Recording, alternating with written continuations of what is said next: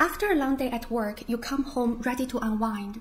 Like most of us, the first thing you do is collapse on the couch and start scrolling. Social media, news, and endless notifications flood in, curated by someone else. And here's the trap. You feel the need to stay informed, to keep up. It feels natural, even necessary. After all, who doesn't want to know more about the world to improve themselves? But then, before you realize it, the night is gone. You are left drained, no better off than before, and tomorrow is already waiting for the version of you that didn't show up. The cost is subtle but real. You think you are doing something productive, staying informed, learning, catching up, but the truth is, you are just spinning your wheels.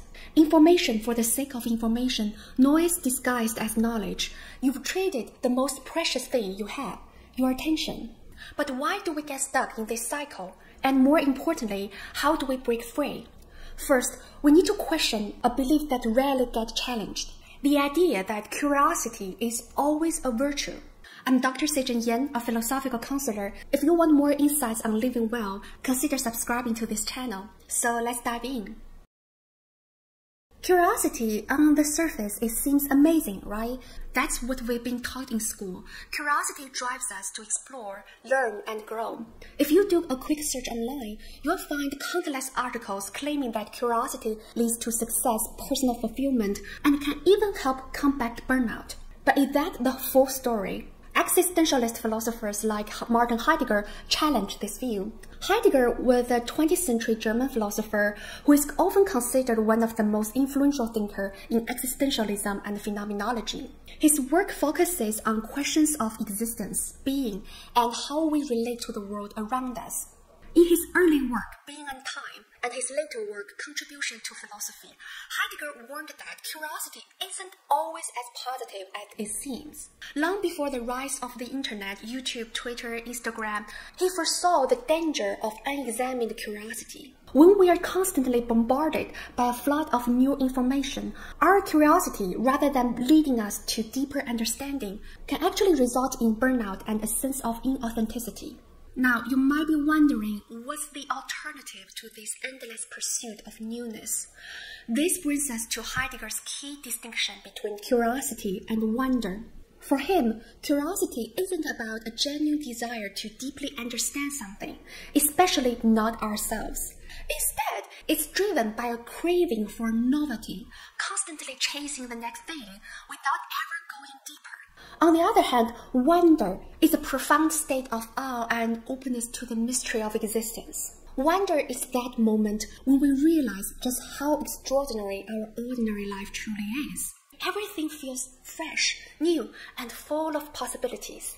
Think of the sunrise, connecting the world of dreams to the bustling reality of a new day. Think of reading ancient poetry and feeling deeply connected to the poet's thoughts and emotions, even though they lived 1,000 years ago. Or consider the soon-to-be parent eagerly awaiting the arrival of a complete stranger in their life, already knowing that they will love this person even before meeting and getting to know them. Wonder reveals this unlimited richness and enigma in the most seemingly mundane details of life. In wonder, we're like a child discovering the world for the first time. It grounds us in the world, helping us feel belonged, while also acknowledging that life and nature and human relationships are infinitely beyond our full understanding. So what's the real difference between curiosity and wonder? It's this. Wonder allows us to linger, to reflect, and to be present with the depth of an experience, while curiosity keeps us moving, always pushing toward the next thing. For Heidegger, wonder is the birthplace of philosophy.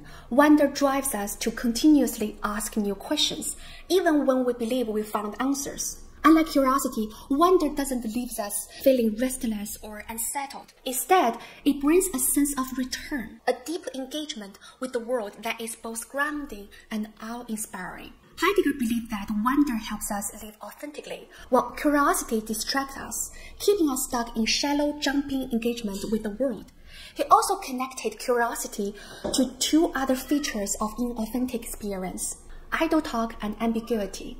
Together, these forces keep us distracted, preventing us from truly understanding ourselves, leaving us lost in the noise of everyday life. So how do we escape this constant cycle of distraction? In his later work, such as Contributions to Philosophy, Heidegger contrasts restless curiosity with a more rooted disposition, restraint. Unlike curiosity, which scatters our attention, restraint invites us to pause and withhold judgment. Restraint doesn't mean doing nothing. It's an active choice. It's about deliberately resisting the constant pull of distraction and cultivating a sense of stillness. In this state, we are not chasing after the next thing. Instead, we remain open to deeper experiences without rushing to conclusions.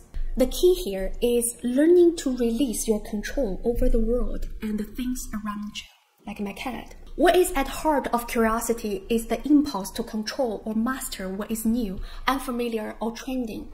Often comes with the desire to figure things out quickly so we can move forward. But this leads to restlessness. It creates a cycle of constantly seeking the next piece of information, the next trend, or the next post without ever stopping to reflect or engage deeply. So how can we apply this to our daily lives?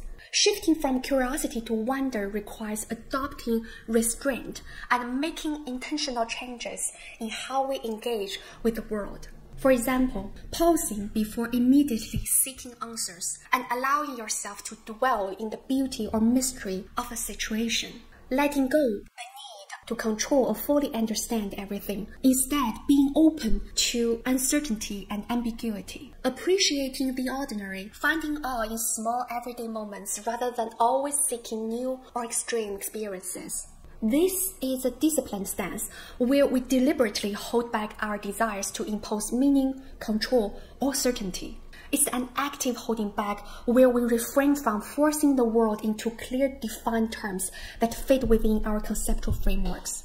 This openness and patience allow us to experience being in its more profound and elusive dimensions. By practicing restraint, we can step back from the noise of everyday life and engage with the world from a place of wonder and openness. Heidegger calls this the task of keeping ourselves wakeful for reflective thinking. It's a way of staying grounded, giving ourselves the inner quiet we need to reconnect with our authentic selves and the larger questions of existence. So that's it for today. I'm Sijin. I use existentialism to help people build resilience and live with purpose. If these ideas resonate with you and you'd like to explore them further, I'm here to help. If you are interested, you can find the links in the description box below. Thank you so much for watching, and I'll see you next time. Bye.